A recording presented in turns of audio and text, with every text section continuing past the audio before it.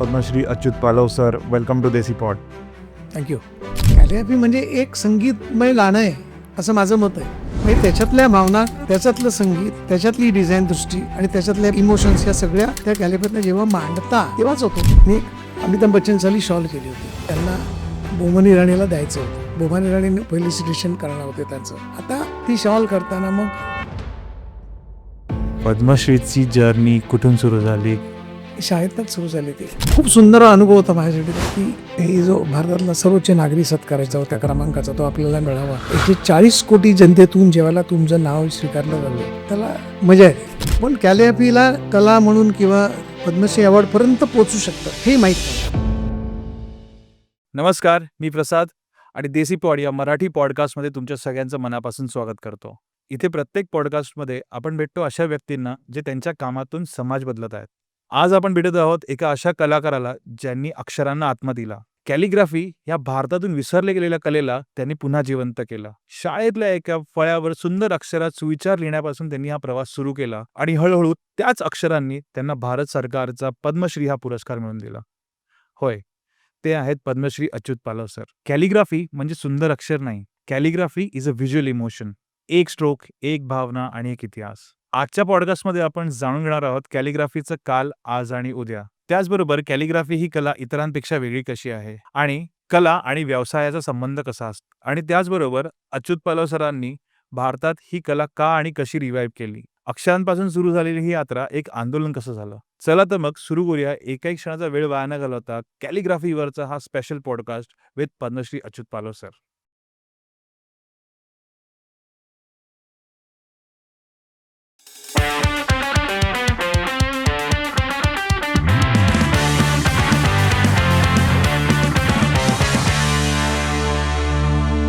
चाळीस वर्षापूर्वी जेव्हा तुम्ही कॅलिग्राफी सुरू केलं त्यावेळेसचा अनुभव काय होता? काय की त्याला काहीच नव्हतं असं. म्हणजे कॅलिग्राफी सब्जेक्ट होता. म्हणजे मी जेजे स्कूल ऑफ आर्टमध्ये होतो, ते कमर्शियल आर्टला, applied art, sir JJ institute of applied art. तिथे कॅलिग्राफी टायपोग्राफी हा सब्जेक्ट होता. त्याच्यामध्ये 20 मार्काचा एक भाग होता कॅलिग्राफीचा. त्यामुळे यातून आपण पुढे काहीतरी करणार आहोत हे कधी स्वप्नही नव्हतं. ते त्याच्या आधी शाळेमधनं सुरुवात केली, फळ्यावर लिहिणं, सुविचार लिहिणं. आता शिक्षकांनी आपल्याला सांगितलं की बाबा उद्यापासून फळ्यावर लिहि म्हणून. लिहिलं, पडत्यापाची आज्ञा. तर त्याच्यामुळे हे काय खूप मोठं करिअर होणार वगैरे. पण मला असं वाटतं की जी गोष्ट आपण मनापासून आवडते ती आपण करावी. आणि मला वाटतं की ती आवडत गेली. एखादी गोष्ट आवडत गेली की त्याचे आपोआप कसं असतं की तुम्ही एखादं मार्गाला लागलात की तुम्हाला सगळ्या गोष्टी हळूहळू वेगवेगळे मार्ग तुम्हाला त्याच्यातून मिळत असतात. बरोबर. मला वाटतं की शाळेच्या फळ्यावरचा एक जर्नी होता, मग जेजेमध्ये आल्यानंतर एक वेगळा होता. तिथे आल्यानंतर जे फळ्यावर गेलं होतं ते कॉलेजमध्ये आल्यानंतर त्याचे पॉईंट साईज लहान झाले. परत मधल्या काळात काही साईन बोर्ड केले, बॅनर केले, त्यामुळे त्याचं 15 पॉईंटचं ते 15 फुटापर्यंत गेलं. म्हणजे ही जी एनलार्जमेंट सगळी किंवा रिडक्शन होणं वगैरे सगळं हे सगळं छान होतं. आणि करत करत करत करत करत एक छान असं टायपोग्राफी कॅलिग्राफी विषय घेतला. त्यातून पुढे स्कॉलरशिप मिळाली. पहिला आलो महाराष्ट्रात माझ्या विषयामध्ये. अच्छा. आणि म्हटलं आपण काम करत राहायचं असतं. मला असं वाटतं की पुढे काय मिळणार माहीत नाही, पण जे तुम्हाला येतं ना ते मांडत राहा. आणि तुम्हाला येतं ते जेवढं देत राहा किंवा करत राहा. त्यातून हळूहळू सगळं बदलत गेलं. आणि साधारण आपणही बघतो की गेल्या 40-50 वर्षात खूप बदल झालेला आहे. म्हणजे मीडिया बदललेल्या आहेत, माणूस बदलला आहे, टेक्नॉलॉजी बदललेली आहे, बऱ्याच नवीन गोष्टी येत आहेत. आता तर सगळं AI मध्ये आलेलं आहे. अशा म्हणजे त्या फळ्यापासून आतापर्यंत जर बघितलं तर ती जी प्रचंड बदल आहेत ते मी अनुभवलेले आहेत. आणि त्या अनुभवातून आपण बाहेर न जाता मी कॉम्प्युटरला तर कॉम्प्युटरची जी काही ही होती ती सगळी अंगावर घ्यायची. AI आला आता तर लोकांना वाटतं की आता AI आला म्हणजे सगळंच मिळणार म्हणून. पण मला असं वाटतं की इमोशन, एक्सप्रेशन, स्वतःची चिकाटी आणि हे सगळं तुम्हाला, या सगळ्या गोष्टी तुम्हाला असतील तुमच्याकडे तर तुम्हाला मार्ग सापडत असतो तो. बरं. त्यामुळे खरं 51 वर्ष आली या सगळ्या गोष्टीला. 1973 साली मी फळ्यावर पहिल्यांदा लिहिलं शाळेच्या. तेव्हापासून आजपर्यंत अविरतपणे एकच गोष्ट सतत चालू आहे. फक्त त्याच्यामध्ये पूर्वी फळावर लिहित होतो, आता मी कशावर लिहितो. म्हणजे फॅशन शो असो किंवा एखाद्या माणसाच्या बॉडीवर असो किंवा इंटिरियरमध्ये असो, आर्किटेक्टमध्ये असो. आता पुण्यामध्ये बाणेरमध्ये एक बिल्डिंग आहे, त्या बिल्डिंगच्या बाहेर ना जवळपास एक अक्षर 10 फुटाचं अक्षर केलेलं आहे. अच्छा. आणि ते सुद्धा कन्स्ट्रक्शनमध्ये आहे. बर. म्हणजे या सगळ्याचा वापर कुठे कुठे जशी गरज किंवा पिंपरी चिंचवड मागाशी म्हटल्याप्रमाणे एक बोटांची सुहास एक बोटे नावांचं वर्कशॉप आहे त्यांचा. तर त्यांच्यामुळे त्यांनी सहज म्हटलं की एक आमची फिल्म वॉल कराल का, तर मला करूया.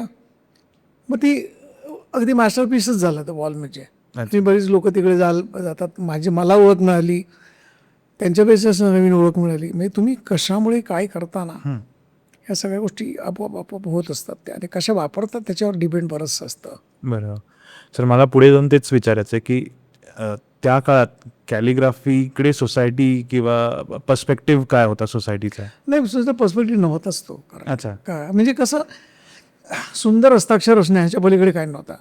अच्छा. आम्ही कॉलेजमध्ये सुद्धा ती असाइनमेंट करायचो तो. जेव्हा मी बाहेर पडलो, जेव्हा स्कॉलरशिप मला मिळाली, त्याच्यानंतर मग काही वर्षानंतर जेव्हा 2000 मला वाटते 4-5ची गोष्ट असेल, मी अख्खा भारत फिरलो होतो.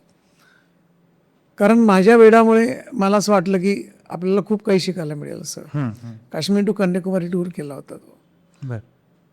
आणि तेव्हा लक्षात आलं की लोकांना लिपीकडे बघण्याचा दृष्टिकोन आहे ना, तो अजून तसा नाहीच आहे. ती फक्त एक आपण लिहितो तेवढंच फक्त, पण तिच्यात सौंदर्य आहे, तिच्यात डिझाईन आहे, तिच्यात एक विश्वास आहे असा तुम्हाला मिळणारा, तो कुठे मला दिसत नव्हता तो त्याच्यामध्ये.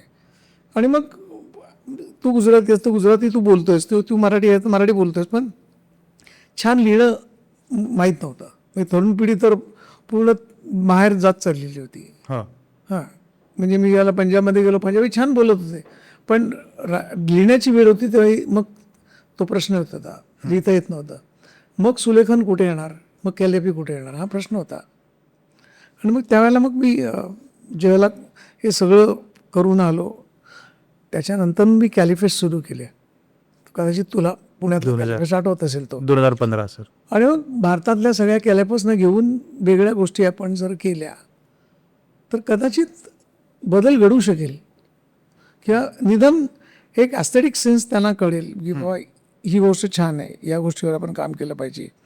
आज तसं व्हायला लागलं आहे. आता कसं, आज अक्षर भारती नावाचं मी पुस्तक केलं, त्याच्यामध्ये जवळपास 39 लोकांचं काम आहे. बापरे. किंवा आणि भारतातल्या सगळ्या भाषा त्याच्यात आहेत. किंवा मी माझं रेट्रोस्पेक्टिव्ह नावाचं एक 40 वर्षातलं काम पब्लिश केलं.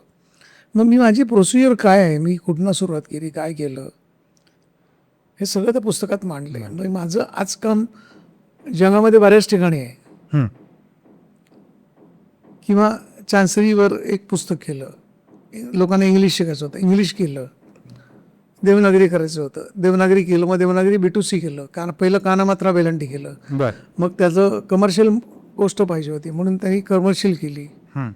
हे अर्थात या सगळ्या गोष्टी हळूहळू व्हायला लागल्या. बरोबर. म्हणजे आज लोकांना कॅलिग्राफी म्हणजे कळत आहे, पण तरी पण मला असं वाटतं की अजून पाहिजे तेवढं वळत नाही आहे.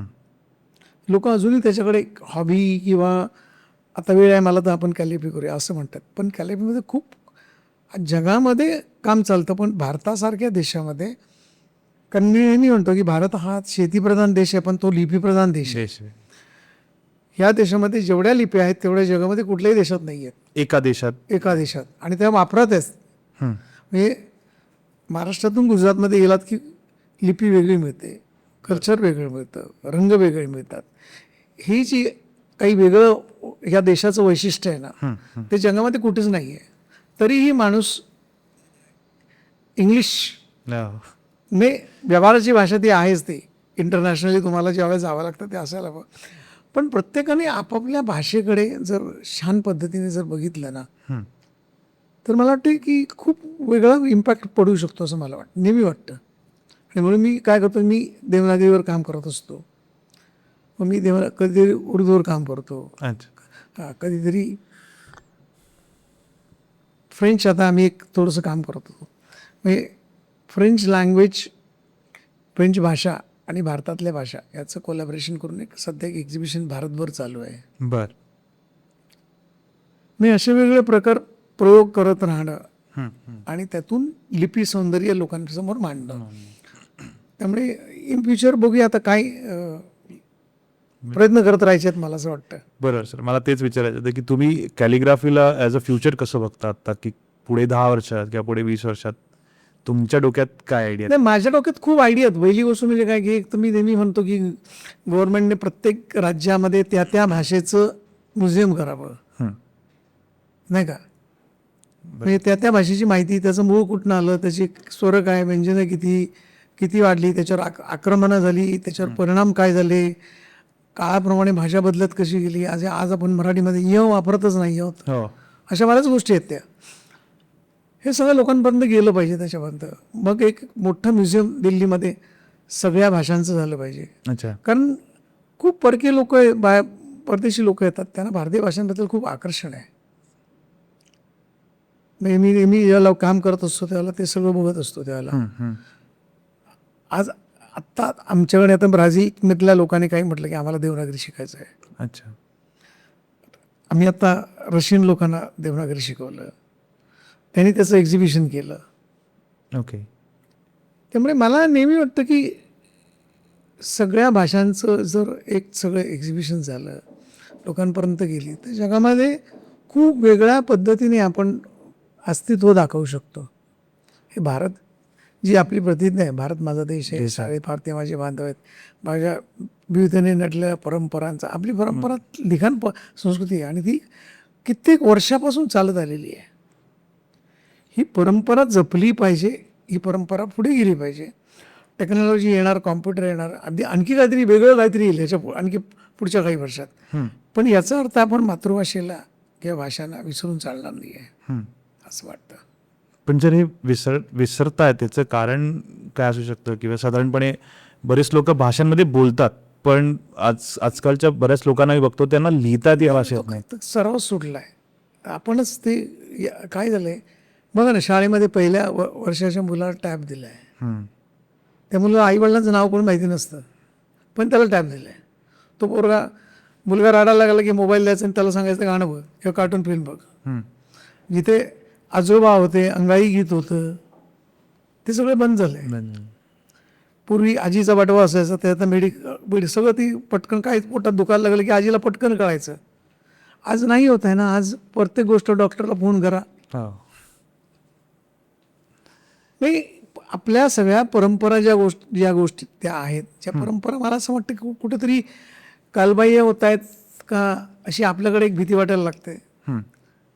त्याच्यातनं जी एक लिखाण परंपरा आहे, मुलांनी लिहिलं पाहिजे ना, मुलांनी वाचलं पाहिजे, बरोबर, मुलांनी पुस्तकं वाचली पाहिजेत, पण ते नाही होत आहे. ते म्हणजे एवढा अभ्यासक्रम डोक्यावर घालून ठेवलेला आहे की पालकच म्हणतात हा अभ्यास करायचा की इतर गोष्टी करायच्या.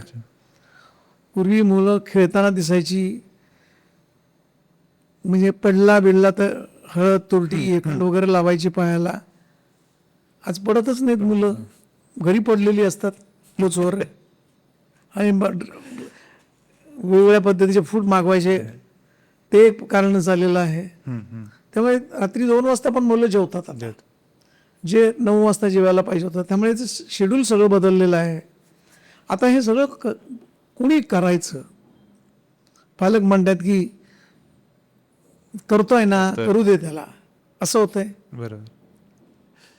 मला असं वाटतं की आपण ह्या सगळ्या गोष्टीकडे प्रत्येक पालकाने, प्रत्येक माणसाने जर लक्ष दिलं तर कदाचित थोडं. कारण मी आता ज्याला अमेरिकेत ज्याला शिकवायला गेलो होतो त्यावेळेला मला असं वाटलं की अमेरिकेत खूप काही गोष्टी आपली माणसं पाळतच नसतील, पण ज्या पद्धतीने संस्कार अमेरिकेत होतात आपल्या प्रत्येक मुलावर, म्हणजे तिथल्या प्रत्येक मुलाला शाळेत शिकवलं जातं. शनिवार रविवार मराठी शाळा असतात, हं. सण उत्साहाने साजरे केले जातात, परंपरेने साजरे केले जातात. त्याच्या उलटा आपण करतोय. करतोय म्हणजे कसं राहणार लक्षात मला सांगा. मराठी शाळा बंद पडत चालल्यात, हो मराठीसाठी आपण झगडतो. हे सगळं खूप परिणामकारक आहे मला असं वाटतं. आणि त्याच्यामधनं परत कॅलिग्राफी जिवंत ठेवायची हा एक चॅलेंजच असतो. आणि म्हणून आम्ही तो कॅलिफेस सुरू केला, भारतातल्या सगळ्या लोकांना एकत्र आणलं. आता काय झालं होतं की आता करायचं कॅलिफेस म्हटलं की स्पॉन्सरची पैसे लागतात. पैसे लागतात. कारण नाही म्हटलं तरी 20-25 लाख रुपये इव्हेंटला लागतात, आठवडाभर करायचं म्हटलं तरी. बरोबर. परत पैशाचा ह्या गोष्टीला पैसे देत नाहीत प्रायोजक, हं. कारण त्यांना मायलेज मिळत नाही असं ते म्हणतात. बरोबर. हे सगळं गुंता आहे सगळं मला असं वाटतं. आणि ह्या गुंता सोडवण्याकरता कोणीतरी पुढे यायला पाहिजे असं वाटतं नेहमी. सर कॅलिग्राफी अवेअरनेसवरती आपण थोडंसं बोलूया. बऱ्याच वेळा सर शाळेत एखादा विद्यार्थी असतो जो छान लिहितो, छान अक्षर आहे त्याचं, छान लिहितो, म्हणजेच कॅलिग्राफी आहे का शुद्ध लेखन आणि सुलेखनमध्ये काही फरक आहे? कसं असतं की शाळेतलं असतं ते शुद्धलेखन असतं आणि चांगलं लिहिणं असतं. कारण तुम्ही प्रश्नाचं उत्तर चांगलं लिहिलं ना, हं. स्वच्छ, हं. शिक्षकाला वाचायला पाहिजे ना, ते कळलं पाहिजे. बरोबर. कारण काय होतं, एक शिक्षक 500 मुलांना शिकवत असतो. हं. ते 500 मुलांचे प्रश्न उत्तर वाचणं हे शिक्षकाच्या डोक्याचं भजं होतं. आणि मग नाही कळलं तर तो माणूस म्हणतो ना की अरे जाऊ, मला कळतच नाही, मी किती वाचणार. हं. हं. तर मग त्यातून परत काय होतं की त्याला 4च्या ऐवजी 2 मार्क मिळतात. परत पालक येतात आणि म्हणतात माझ्या मुलाने सगळं लिहिलं पण त्याला 2 मार्क मिळाले, त्याला 3 मिळाले. पण ते कधी बघत नाहीत की आपल्या मुलाने कधी हस्ताक्षर कसं लिहिलं ते वाचता येते का. मी माझ्याकडे अशीच एक केस आली होती की आमच्या मुलीला सगळं खूप छान लिहिते ती, पण मार्क्स मिळत नाहीत. तर बोला मग मी काय करू. तर तुमच्याकडे आलो दाखवायला, बोलो एक मला अक्षर दाखव. अच्छा.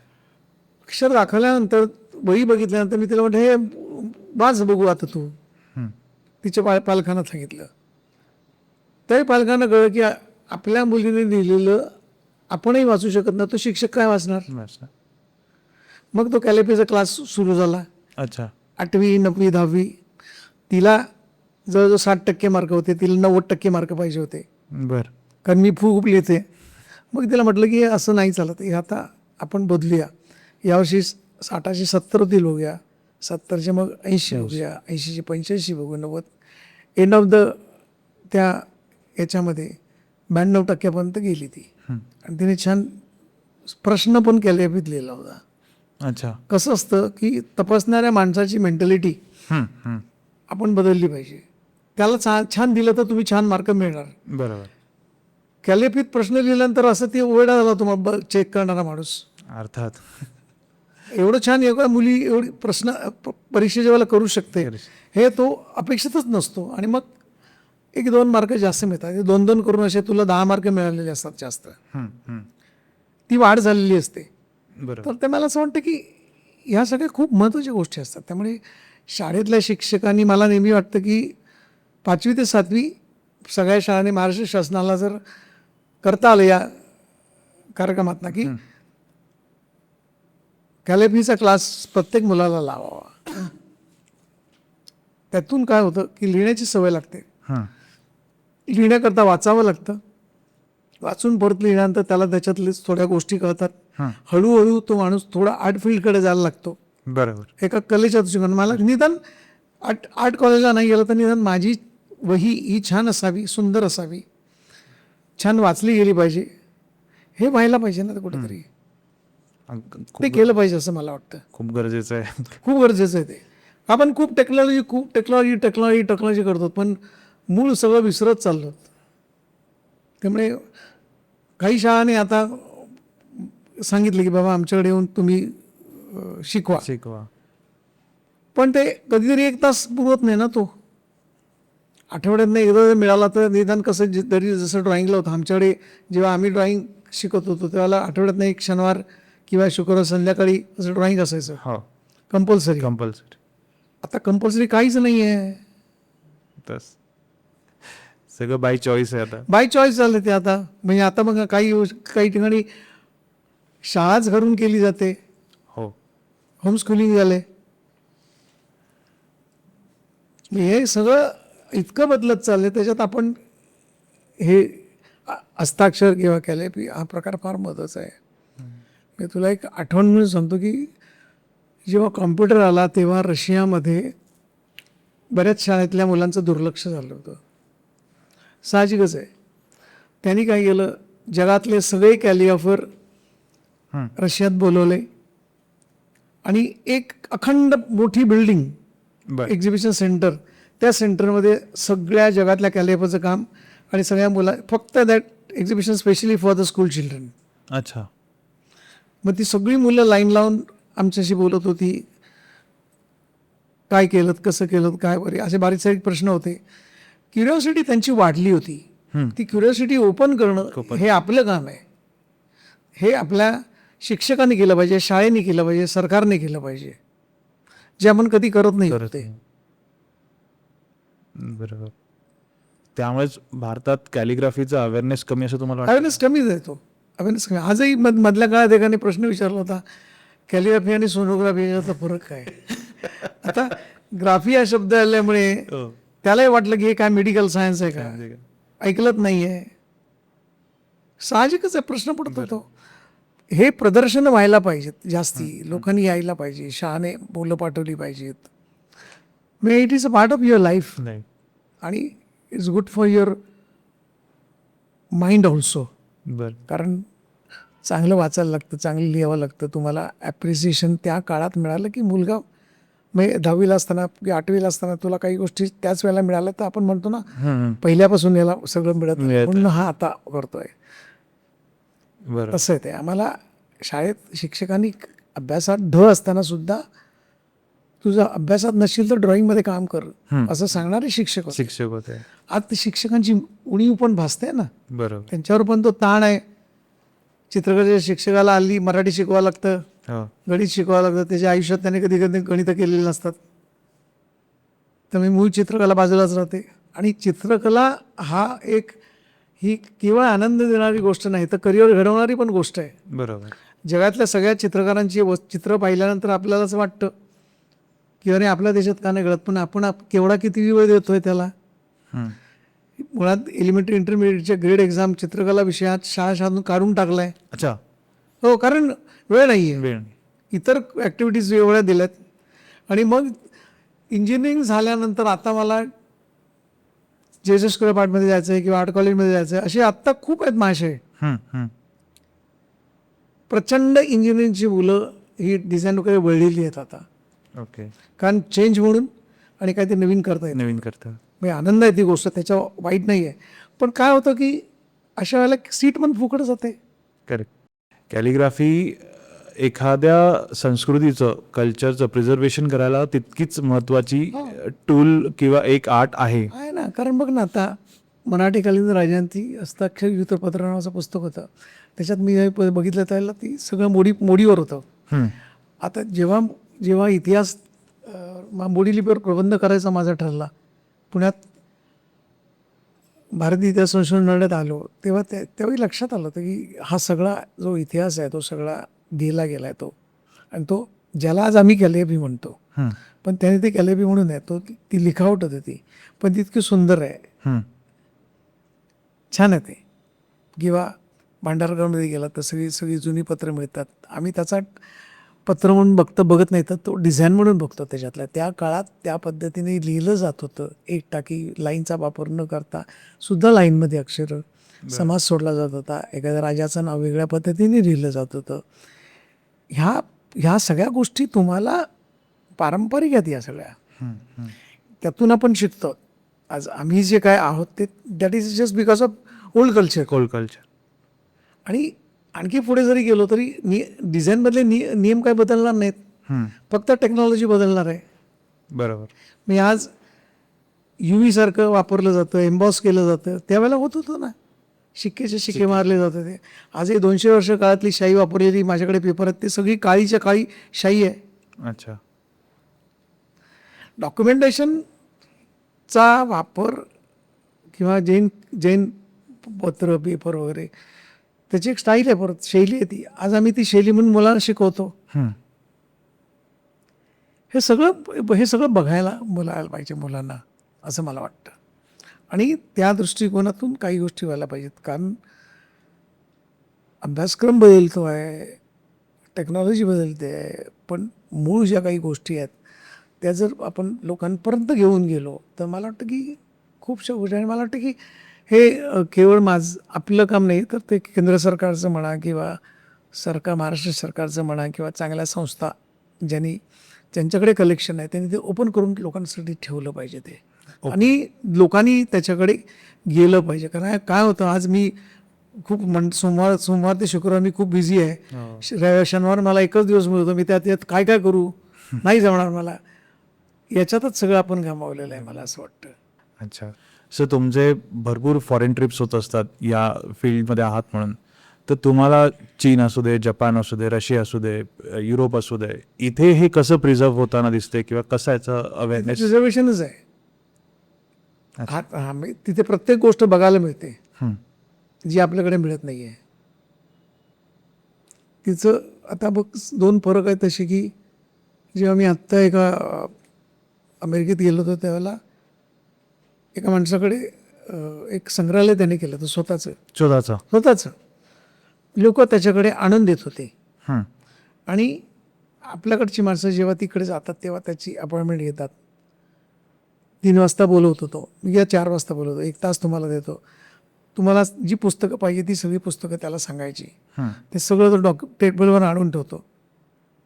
एवढं डिसिप्लिन वाईज त्याला तो माणूस करतो. तो कुठली ग्रँड त्याला काही नाही आहे. किंवा मी जर्मनीमध्ये गेलो तर जर्मनीमध्ये त्याला म्हटलं की काय इथली प्रथा काय, तर त्याने अख्खं बायबल माझ्या हातात आणून दिलं, बघा. पण माझ्याकडे इथे आल्यावर मला इथे फोन करावा लागतो, अरे आज मला भाई येतोय मला, किंवा आपण घेतली तो नाही आहे, तो आज उद्या या तुम्ही, 2 दिवसांनी या तुम्ही. अवेलेबिलिटी करून देणं हा फरक आहे त्याच्यातला. तिथे परत कुठल्याही आर्ट नसलेला माणूस सुद्धा आर्ट शिकत असतो, कारण अवेलेबल. हा सगळ्यात मोठा प्रश्न आहे. म्हणजे आता कसं, मी रिटायर झाल्यानंतर आपल्या माणसाला प्रश्न असतो की आता आयुष्य कसं करायचं. घरच्यांना खूप त्रास होतो या गोष्टीचा. करेक्ट. मग माणसाची लाईफस्टाईल बदलते. मग 10 वाजता जेवण, 11 वाजता हे, आणि घरातलं तो एक बाई काय करणार मला सांगते. माझ्याकडे लंडनमध्ये वर्कशॉप केला तेव्हा पॅरिसमधून एक बाई शुक्रवारी रात्री निघायची बाय बस. अच्छा. पॅरिस म्हणून सकाळी लंडनमध्ये यायची, 2 दिवस काम करायची, परत जायची, परत सेंटला यायची. मी तिला विचारलं, बाई हे तुझं वय काय आहे, तुम्हाला काय करायचं आहे. तर बोललं नाही, मला कळलं पाहिजे. ते बोलले जस्ट 35. ती म्हणली मी आता माझ्यासाठी जगायचं ठरवलेलं आहे. I don't care about my husband and my childrens. ते त्यांचं बघून घेतील. आयुष्यात किती मी काम करायचं. आपल्याकडची बाई हे विचार करते का? नाही. तिचं जगणं झालं की ती सुनेकडे येते, मग नातवंडांकडे येतं, त्याच्यात सगळं आयुष्य संपलेलं असतं. प्रत्येकाची जर काळजी घेतली तर मला वाटतं प्रत्येक जण ह्याच्यात शिकू शकतो. आणि तिथे दर आठवड्याला किंवा दर महिन्याला हे असतात, काय कॅलिफीचे वर्कशॉप्स असतात. अच्छा. कधी स्टाईलवर असतात, कधी काळावर असतात, कधी पेनांवर असतात. आणि त्याचं डॉक्युमेंटेशन होतं, त्याचं पुस्तक पब्लिश होतं.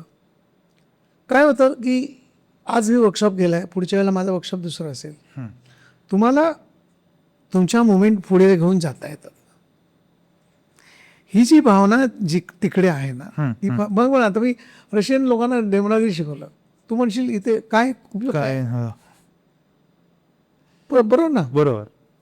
तिथे संस्कृत विद्यापीठ आहे, तिथल्या लोकांनी देवनागरीवर काम करून एक एक्झिबिशन केलं देवनागरीवरचं. कोरोनामुळे मला जाता नाही आलं. अच्छा. पॅरिसमध्ये एक रिझर्व्ह बँकसारखी बिल्डिंग आहे. त्या बिल्डिंगचं इंटिरियर करताना हम्म. एक प्रश्न आला की काय करायचं आता. तर तो इंटिरियर डिझायनर जो होता, जे आर्किटेक्ट होता, तो म्हणाला की आपण आपल्याकडे सगळं कल्चर, आर्ट कल्चर आहे, आपण कॅलिग्राफी वापरूया. मग त्यांनी जगातल्या सगळ्या कॅलिग्राफर्सना फोन मेल करून वगैरे तुमचं काम पाठवा, तुमचं काम पाठवा, तुमचं काम पाठवा, असं करत करत 100 कॅलिग्राफर्स मिळाले त्याला चांगले, त्या देशातले असे. त्यात मी होतो त्याच्यामध्ये. मग त्याने 50 केले, मग 25 केले, मग 10 केले आणि मग 6 केले. त्याच्यात माझी देवनागरीचा नंबर लागला. अच्छा. आता हे सगळं झाल्यानंतर काय करायचं, तर ज्या सार्वजनिक प्लेसेस आहेत तिथल्या आतमधल्या बिल्डिंगमधल्या, hmm. Hmm. It's like Reserve Bank. तू फिरत असतोस, मला या डिपार्टमेंटला त्या डिपार्टमेंटमध्ये जायचं आहे.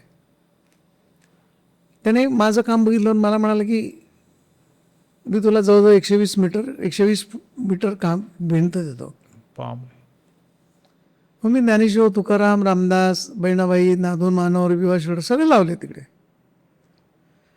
आता हे सगळं तिकडे इथे देसी पॉट जसं लावलं आहे त्या लेवलला लावलं. त्याच्या खाली फ्रेंच आणि इंग्लिश ट्रान्सलेशन आहे त्याचं. ओके. माझ्या देशातल्या लोकांनी काय केलं की अरे तिकडे जाऊन कोण वाचणार आहे, काय उपयोग होणार आहे त्याचा. किती दुर्दैव असतं नाही. ॲब्सोल्यूट. ही अवस्था आहे. म्हणजे मला माझ्या ठिकाणी कोणाला करायची आहे, बरोबर. पण जग तुमच्या भाषेचं गुण गात आहे. घेऊन जात. मग आपण आपल्या भाषेला का मागे ठेवतो किंवा का मांडत नाही आहोत असं वाटतंय. म्हणजे तुम्ही मराठीतनं शिक्षण केलं म्हणजे जगात कुठे जाता येत नाही असं काही नाही. मी महानगरपालिकेच्या म्युन्सिपालिटीतनं शिक्षण केलं आहे, सगळं मराठी शिक्षण होतं माझं. हम्म. मराठी मला इंग्लिश बोलता येत नव्हतं, पण मी म्हटलं की आपण जे आहे ते आपली भाषा आहे, कॅलिग्राफी ही आपली भाषा आहे, तिला नीट मांडलं की त्याच्या अनुषंगाने येणारे प्रश्न हळूहळू इंग्लिशला मधनं मांडू शकतो. बरोबर. असं करत करत आज मी जगभर फिरतोय ना. आज अमेरिकेत काम आहे, लंडनमध्ये काम आहे, चीनमध्ये काम आहे, सगळीकडे काम आहे. मग लोक म्हणतात अरे तुलाच हे सगळं असं, तर असं नाही आहे. नाही. You grab the opportunity. आज कोरियासारखा देश भारतातल्या कॅलिग्राफर्सना एक व्यासपीठ देतो. मी आत्ता गेल्या वर्षी गेलो, मला बेस्ट ऑफ बेस्ट असं माझं अवॉर्ड मिळालं होतं. वा. नारायण भट्टात्री म्हणून आमचे मित्र आहेत साऊथचे, कोचीमधून. तर ते तिकडला पुढाकार घेऊन ते सगळे, ते आणि आम्ही पुढाकार घेऊन आम्ही सगळं जवळ 100-125 कामं पाठवत असतो. हे तिकडे होतं आहे, हे इकडे नाही होत. नाही होते. खंत याची आहे. सर तुम्ही कॅली फेस्ट पण सुरू केला होता, हो. त्याच्याबद्दल पण थोडं. काय भारतीय लिप्यांचा उत्सव झाला पाहिजे ना. दरवेळेला गणपती उत्सव व्हायला पाहिजे असं आहे का? नाही ना. पण त्या गणपती उत्सवात लिप्यांचा उत्सव मांडा ना. मांडा. मग वेद असतील, गणेश मंत्र असतील, त्याचं वाचन कुठेतरी वेगळ्या पद्धतीने करा. हे व्हायला पाहिजे. आणि ती जोपर्यंत काय आहे की हे का करण्याचं मागचं कारण एवढंच आहे की कार्यक्रमातून छान लोकांपर्यंत पोचता येतं. सगळेच एक्झिबिशनला येत नाहीत. मग गणपतीच्या दर्शनाला जाता जाता मी एक छान कॅलिग्राफी बघितली. आता मी तुला गंमत एक सांगतो. तुला एक लंडनमध्ये बऱ्याच, मी या वर्षापूर्वीची गोष्ट सांगतो तुला. मी ज्यावेळेला गेलो त्याला ब्रीम नावाचा कॅलिग्राफर होता. तर त्या माणसाला मी फोन केला की मी मुंबईवरनं आलो आहे, तर मला तुमचं काम बघायचं आहे, आपण भेटूया का? तर तुम्हाला ठीक आहे भेटूया आपण, तुम्हाला माझा पत्ता घ्या, ॲपल आर्ट गॅलरी वगैरे वगैरे त्याने सांगितलं. मी आणि माझा मित्र विनय साहनीकर म्हणून होता. आम्ही सगळे दोघांनी ते शोधत स्टेशनला उतरलो. चालत पुढे गेलो तर लांबून तिथे ॲपल आर्ट गॅलरीचा बोर्ड दिसला. तर चला आपण तिकडे पोहोचलो. आता त्या गॅलरीत गेल्यानंतर खूप सारी कॅलिग्राफी बघायला मिळणार असं आपल्या मनात असणार. कारण लंडन आहे, ब्रीमने आपल्याला बोलवलं आहे. तर तिकडे गेल्यानंतर आपल्या वाण्याच्या दुकानामध्ये, गोण्यामध्ये बासमती तांदूळ, कोल्हापुरी हे असे गोणे असतात, त्याच्यावर सगळं लावलेलं असतं ना, बरोबर तूळ डाळ, मसूर डाळ वगैरे वगैरे वगैरे, अशी जगातली सगळी ॲपल लावलेली होती. अच्छा. इंटरेस्टिंग होतं. हा.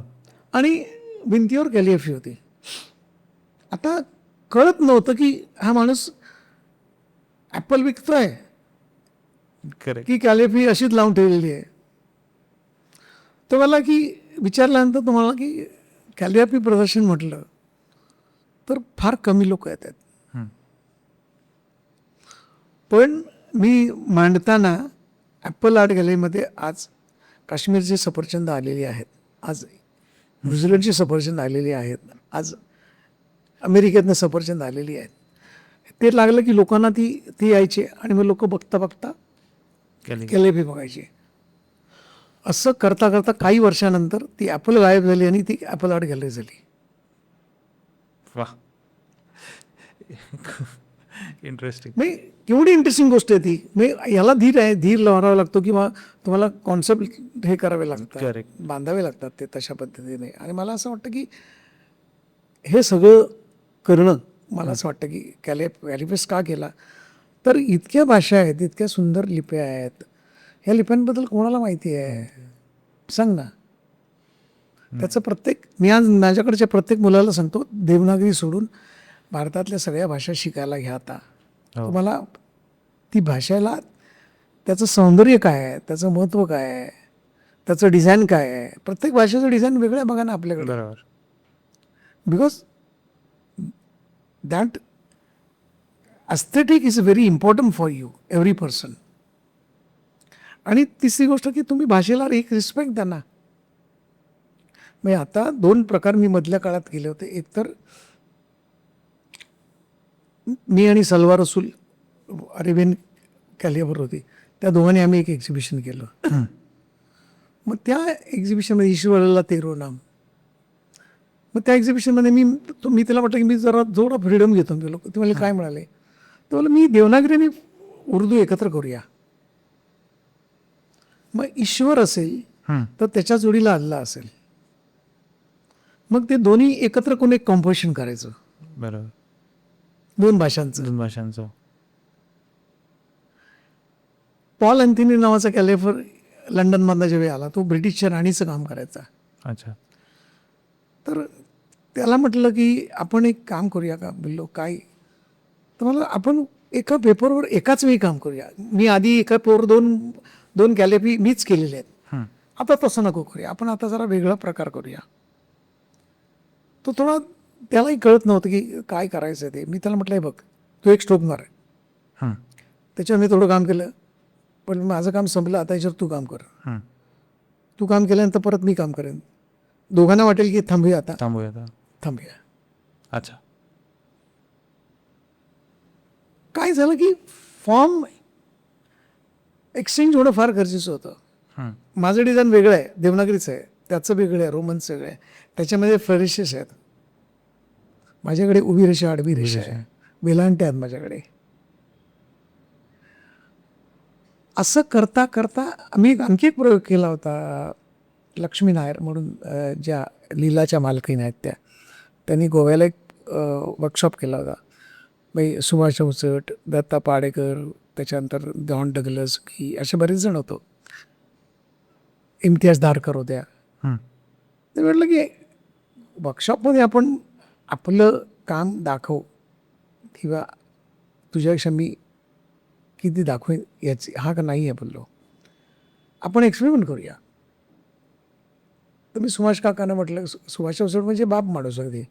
काका म्हटलं, आम्ही त्याला काका म्हणतो प्रेमाने, मीच कॅलिग्राफी करतो, मग त्याच्यावर तुम्ही पोर्ट्रेट करा तुमचं. अच्छा. इलस्ट्रेशन करा. बर. त्याच्यावर करा. मग इम्तियाज धारकर होत्या, त्यांना म्हटलं की तुम्ही कॉपी लिहा, मी कॅलिग्राफी परत करतो. असं करत करत एक वेगळंच चित्र झालं. ही जे हे प्रकार आहेत हे सगळे मांडले पाहिजेत. किंवा आम्ही आता वर्षातनं एकदा अक्षरयज्ञ करतो. 3 दिवसाचा रेसिडेन्शियल वर्कशॉप असतो. अच्छा. एवढ्या लोकांना बोलवतो. म्हणजे आम्ही पुण्यातनं अतुल पेठेनं बोलवलं होतं. नाटकाचं आणि कॅलिफेचा संबंध काय असं मला बऱ्याच जणांनी विचारलं. हं. पण नाटकातली भाषा जो वापरतो नट, हं. त्याच्यात चढउतार जे सगळे असतात, तो ज्या पद्धतीने स्टेज वापरतो म्हणजे त्याचं डिझाईन झालं. डिझाईन चालतं. तो एका ठिकाणी जाऊन एक डायलॉग कधीच म्हणू शकत नाही. तो बरोबर. जी लाईट योजना असते, जो साऊंड असतो, हं. हे सगळं कॅलिग्राफीत आहे. म्हणजे एक कॅलिग्राफीचं करताना म्हणजे कॅलिग्राफी म्हणजे एक संगीतमय गाणं आहे हो. असं माझं मत आहे. म्हणजे त्याच्यातल्या भावना, त्याच्यातलं संगीत, त्याच्यातली डिझाईन दृष्टी आणि त्याच्यातले इमोशन्स या सगळ्या त्या कॅलिग्राफीतनं जेव्हा मांडता तेव्हाच होतो. आणि हे वर्कशॉप अशा पद्धतीने मग कौशल इनामदारला बोलवलं होतं. अच्छा. रवी आपला जाधव एक दिवशी आला होता. म्हणजे त्याने छान सांगितलं होतं की गोष्ट किती इंटरेस्टिंग कशी करता येते. हं. हं. मी कॅलिग्राफी करण्याकरता तुम्हाला फक्त चांगलं लिहिता येणं पण गरजेचं नाही आहे. बरोबर. त्याच्या पलीने वाचन गरजेचं आहे. बरोबर. तुम्हाला काय नेपथ्य आहे ते कळलं पाहिजे. म्हणजे तो पेपर कसा वापरायचा ते कळलं पाहिजे. त्यात काय एलिमेंट्स टाकायचे ते कळले पाहिजेत.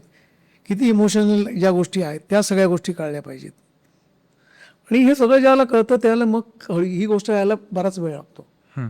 लोकांना पटका आता काय झालं, एक फटका मारला की असं वाटतं प्रत्येकाला अरे मी कॅलिग्राफर झालो म्हणून. नाही ना. आपल्याकडे काय झालं की जय महाराष्ट्र, हो. गणपती बाप्पा मोरया, विठ्ठला विठ्ठला विठ्ठल म्हणजे कॅलिग्राफी नाही आहे. ती एक तो त्या वेळेला केलेली गोष्ट आहे ती. बरोबर. पण तुम्हाला एखादं साहित्य जर मांडायचं असेल तर त्यातून खूप गोष्टी करता येतात त्या. मी आणखी एक तुला उदाहरण सांगतो की विंदा करंदीकरांना जेव्हा ज्ञानपीठ पुरस्कार मिळाला होता हं. तेव्हा ठाण्याला मी एका अक्षरगंध संस्थेमध्ये म्हणजे संजीव हजारे आणि आम्ही काम करत होतो. तोच बघत होतो. त्याला ठरलं की आपण ज्ञानपीठ पुरस्काराला काय देऊ शकतो. म्हटलं की आपण एक्झिबिशन करूया त्यांच्या थॉटचं. हं. पुस्तकं काढा, वाचा. त्याच्यामध्ये 50 जण होते जवळपास. साध्या शाळेच्या मुलापासून स्कल्पचर, स्क्रीन प्रिंटर, टायपोग्राफर, सेरिग्राफर सगळे प्रकार होते. त्या प्रत्येकाला समजेल तसं ज्ञानपीठ पुरस्कार विंदा करंदीकरांचं साहित्य मांडलं होतं. त्याचं उद्घाटन केलं होतं विजया राजाध्यक्षांनी, कारण त्यांनी त्यांच्यावर PhD केलेली आहे. बरं. बाईंची माझी खूप खूप छान संबंध आहे. मी माझ्या बाईंना अक्षराही म्हणतो. कारण माझ्यातला जो सगळा बदल आहे तो बाईंनी केलेला आहे. ओके. कारण एखादी गोष्ट समजावून सांगण्याकरता ती जोपर्यंत तुला समजत नाही तोपर्यंत तू कॅलिग्राफी मांडणार नाही, तू फक्त लिहून काढशील. तर त्यांना मी सांगितलं तुम्ही उद्घाटन करा. बाई म्हणाले ठीक आहे मी येते. बाईंनी सगळं बघितल्यानंतर बाई म्हणाले अरे हे आता विंदांना कळवलं पाहिजे, कारण विंदांनी आता लिहिणं थांबवलं आहे. हं. त्यांनी परत लिहिलं पाहिजे नव्या पिढीसाठी. तर त्यांनी सांगितलं की फोन केला माझ्यासमोरच. मला म्हणालं की विंदा असं असं चांगलं एक्झिबिशन आहे, तुम्ही ते बघितलं पाहिजे. म्हणाले मला आता तब्येतीमुळे काय जमणार नाही, तर त्या पालवाला सांग. मालवणी माणूस ना तो पालवाला सांग हे प्रदर्शन बँड्रामध्ये घेऊन एक मला बघायचं आहे. अच्छा. तर संजूला मी सांगितलं. संजू म्हणाला की खूप छान आयडिया. आम्ही ते नॅशनल कॉलेजमध्ये प्रदर्शन केलं, केवळ त्या माणसासाठी केलं. हं. 3 तास एक्झिबिशनसाठी काढले. त्या काठी टिकत आले. ते सगळं बघितलं आणि मग मला म्हणाले की अरे पालवा, ज्ञानपीठ पुरस्कारापेक्षा मोठा पुरस्कार तू मला दिला आहेस. कारण मला माहिती नव्हतं माझ्या कवितांवर इतकी माणसं वेगळ्या पद्धतीने व्यक्त होऊ शकतात. सेम प्रकार आम्ही गुलजारांबाबतीत केला. ओके. कोरोनामध्ये एक पुस्तक केलं त्यांच्या सगळ्या साहित्यावर. बरं, याच्यामध्ये आर्टिस्ट खूप फार कमी आहेत. बँकर आहेत, इंजिनियर आहेत, आर्किटेक्ट आहेत, सगळे इन्कम टॅक्स कमिशनर होते. प्रत्येकाला विंदा कळतील किंवा गुलजार कळतील असं नाही आहे. पण मी त्याला म्हटलं की तुम्हाला जे कळतंय ना ते मांडण्याचा प्रयत्न करा. कदाचित ती नवी दृष्टी त्या लेखकालाही असेल की माझ्यावर हा माणूस असा विचार करतोय. जवळ 3-3.5 महिने काम केलं, सुंदर काम झालं. प्रिंट काढले, त्यांना पाठवल्या. अच्छा. गुलजारांनी मला फोन केला की अच्युत किती माणसं होती? तर बोललं 17. तर आणखी एका माणसाचं काम टाकू शकशील का त्याच्यामध्ये? तर बोललं पुस्तक तुमचं आहे, कविता तुमच्या आहेत, आम्ही व्यक्त झालो व्यक्त फक्त. झालं. बोललं हो. 5 मिनिटात त्यांनी त्या सगळ्या पुस्तकावरची प्रतिक्रिया म्हणून दिले नादा अच्छा. असा शब्द कॅलिग्राफीतला लिहिला आणि मला पाठवला. एवढी मोठी माणसं माणसं. आणि त्यांचं साहित्य काम करताना वेगळे अनुभव आलेले असतात. मला असं वाटतं की कॅलिपेस म्हणा किंवा अक्षरज्ञ म्हणा किंवा आता जे माझी इच्छा असते की कुठल्याही माणसाने शिकलं पाहिजे, कुठलंही काही शिकलं पाहिजे. बरोबर. मला नाच येत नाही किंवा मला डान्स येत नाही किंवा मला गाता येत नाही किंवा मला हे करता येत नाही ते करता येत नाही, हा प्रश्न नाहीच आहे. प्रश्न ती इच्छाशक्ती आहे. आणि पुलंनी सांगितल्याप्रमाणे तुम्ही एका कलेशी नातं जोडलंच पाहिजे, ते कंपल्सरी आहे असं मला वाटतं. राईट. म्हणजे तुम्ही त्याचा व्यवसाय करू नका, पण त्या कलेच्या विषयी आस्था बाळगणं हे प्रत्येक माणसाचं काम आहे, मला असं वाटतं. नक्की. कारण सर कला कदाचित तुम्हाला व्यक्त व्हायला मदत करते हा. आणि एक काय म्हणतो आपण त्याला, एक इमोशन्स पण आहेत. मग आम्ही पुण्यामध्ये वर्कशॉप करत होतो. मला वाटते सिनियर सिटीजन सगळे होते त्याच्यामध्ये. त्याच्यामुळे आम्ही सगळ्यांनी ठरवलं की चला आपण यांच्यासाठी काहीतरी करूया. आणि वर्कशॉप होता, मध्ये आम्ही सगळ्यांना सांगितलं होतं. आणि माझी एक कामाची पद्धत आहे की मी सगळ्यांना हसून नाचून मोकळे व्हा, स्वतःला जे सगळे आलेत ते एकमेकाशी जरा संबंध तुमची क्रिएट करा. असे आम्ही नाचत होतो सगळे अगदी त्या वर्कशॉपच्या सुरुवातीलाच. त्या एक आजीबाई बसलेल्या होत्या, त्या आल्या होत्या. मी त्यांना माहिती, तुम्ही नाचणार का आजीबाई? अरे नाही जमणार. बोललो काय झालं? तर नाही पालव, माझ्या डोकं फार दुखत आहे, तो ऑपरेशन झालेलं आहे आत्ताच, तर तेवढं उगाचच मग परत काहीतरी करण्यात अर्थ नाही आहे. पण तो डाव इतका रंगला होता ना, आजीबाई हळूहळू धपकत धपकत आल्या आणि नाचायला लागल्या. कालांतराने मी आणि आजीबाई नाचत होतो, बाकी सगळे टाळ्या वाजवत होते. आता हे मनात माझा पाय दुखतो मी नाही नाचणार असं करून नाही व्हायला. नाही. आपण आपल्याला जेवढं जमतं तेवढं नाचूया. त्या मुलांच्या आनंदात सहभागी होणं आणि त्यांना एक ऊर्जा देणं हे त्या आजीबाईंना कदाचित कळव असावं. बरोबर. ही भावनाचं प्रत्येक माणसाने जर केली ना, तर मला असं वाटतं की प्रत्येकजण चित्र काढू शकतो, प्रत्येकजण गाऊ शकतो, प्रत्येकजण नाचू शकतो. जे वाटतं ते करावं. आणि ते करत असताना मी नेहमी सांगतो प्रत्येकाला, you don't care about the people but they are thinking. त्यांचा काही प्रश्न नाही आहे. आपण त्यांच्यासाठी नाचत नाही आहोत, त्यांच्यासाठी लिहित नाही आहोत, त्यांच्यासाठी चित्र काढत नाही आहोत. You are working for yourself. मला मुक्त होण्याकरता माझं साधन काय, तर मला गायचं आहे. मला माहिती आहे मी बेसूर गातो आहे, बरोबर, पण मला गायचं आहे, एक्सप्रेस व्हायचं आहे. आणि म्हणून ते वर्कशॉप सतत सातत्याने मी करत असतो. मग ते कॅलिफेस्ट असो, अक्षरज्ञ असो किंवा बेसिक प्लस नावाचा एक वर्कशॉप असतो, बेसिक असतो आणि लोकांना आनंद मिळतो. परत एकदा ते अक्षराच्या वळणातनं फिरायचं. म्हणजे एक जेव्हा 65 वर्षाची गृहस्थ आमच्याकडे शिकायला आले, तेव्हा तिने बायकोला सांगितलं मी कॅलिफे शिकणार आहे. तिला काय माहिती नाही बिचारीला. 4-5 दिवसांनी तिने विचारलं की काय करताय तुम्ही, मला जरा दाखवा. तर मग क ख ग ग वगैरे सगळं चालते. म्हणजे अरे एवढं शिकण्यासाठी तुम्ही पालवांकडे जाताय, पैसे घालवताय, तुम्हाला काय कामधंदे नाहीत का? आणि तिने सुनेला सांगितलं. सुनबाई लाऊडस्पीकर होती, पूर्ण सोसायटीमध्ये बॉम्ब माझ्या असायला वेळ लागलं. आता क क ग ग करतायत. तो माणूस आला मला की घरातल्यांना पटत नाही आहे मी काय करतोय ते. तर बोललो सोडू नका, तुम्ही सोडलं तर मी हरेन. पैसे तुम्हाला परत देईन पाहिजे तर, पण मी आयुष्यात मी हरेन. कारण मी जर तुम्हाला कन्वे करू शकलो नाही तर मग शिक्षण नाही मी. बरोबर. मग काय करू म्हणाल, तुम्ही चालू ठेवा, तुम्हाला जेव्हा जमेल तेव्हा या. कधीतरी बायको मूडमध्ये असली तर तेव्हा सांगा तिला मी जाऊन येतो पालवांकडे.